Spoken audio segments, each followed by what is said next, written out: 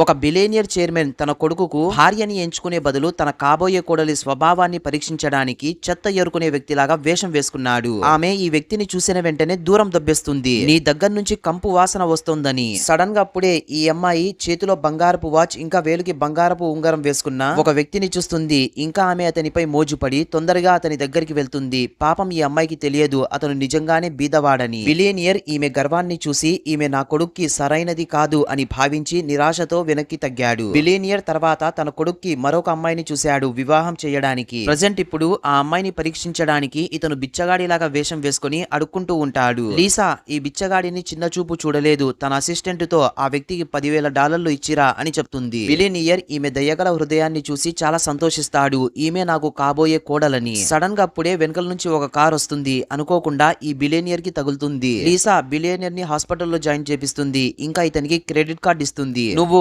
Hospital నుంచి బయటకు వచ్చిన తర్వాత ఈ డబ్బులతో నువ్వు మంచి ఆహార పదార్థాలని తిను అని చెప్పి అక్కడి నుంచి వెళ్లిపోతుంది. సడన్ గా అప్పుడే అక్కడికి లీసా వాళ్ళ నాన్న వస్తాడు. ఇంకా లీసా చంప పైన ఒకటి గట్టిగా పీకి ఇలా చెప్తాడు, నువ్వు నా పెద్ద కుమార్తెవై నా కంపెనీని చెడగొడుతున్నావు. నువ్వు తీసుకున్న డిసిషన్స్ వల్ల మన కంపెనీ ఇప్పుడు రోడ్డు పైన వచ్చేసింది. ఎప్పుడు చూసినా కూడా వేరే వాళ్లకు సహాయం చేస్తూనే ఉంటావు అని తిడతాడు. సడన్ గా అప్పుడే అక్కడికి బిలియనియర్ వచ్చి లీసా వాళ్ళ నాన్నతో ఇలా చెప్తాడు, మీరు ఈ అమ్మాయిని నా కొడుకు ఇచ్చి పెళ్లి చేస్తే నేను మీ అప్పులన్నింటినీ తీర్చేస్తానని. లీసా వాళ్ళ నాన్న ఈ బిచ్చగాడి మాటలు అస్సలు నమ్మలేదు. ఇంకా ఇలా చెప్తాడు, నీ అవతారం ఏంటి, నువ్వేం మాట్లాడుతున్నావు, నీ దగ్గర తినడానికి కూడా తిండి లేదు కదరా, నువ్వు నా అప్పుని తీరుస్తావా. సడన్ గా బిలియనియర్ తన ఫోన్ తీసి అసిస్టెంట్ తో ఇలా చెప్తాడు, రే తొందరగా లీ ఫ్యామిలీ అకౌంట్ లో $100 మిలియన్ ట్రాన్స్ఫర్ చెయ్యని. లీసా వాళ్ళ నాన్న ఇలా నవ్వుతాడు, నిజంగానే ఇతనికి పిచ్చి పట్టినట్లు ఉంది అని. అప్పుడే ఇతనికి ఫోన్ వస్తుంది, సార్ మీ అకౌంట్ లో $100 మిలియన్ క్రెడిట్ అయ్యాయని. ఇతని మాటలు విన్న తర్వాత అక్కడున్న వారందరూ షాక్ అయిపోతారు. బిలియనియర్ వీళ్ళతో ఇలా చెప్తాడు, నా పేరు ఫ్రాంక్, నేను లెస్సెంగ్ కంపెనీ యొక్క చైర్మన్ అని. లీ ఫ్యామిలీ ఇప్పటికీ కూడా ఇది నమ్మలేకపోతుంది. ప్రపంచంలోనే ధనవంతుడైన వ్యక్తి మన ముందర ఉన్నాడని. ఫ్రాంక్ లీసాతో వచ్చే వారం నా కొడుకుతో నీకు ఎంగేజ్మెంట్ అని చెప్తాడు. ఫ్రాంక్ కి ఈ విషయం తెలియదు. లీసా ఆల్రెడీ ఒక అబ్బాయిని ప్రేమిస్తోందని.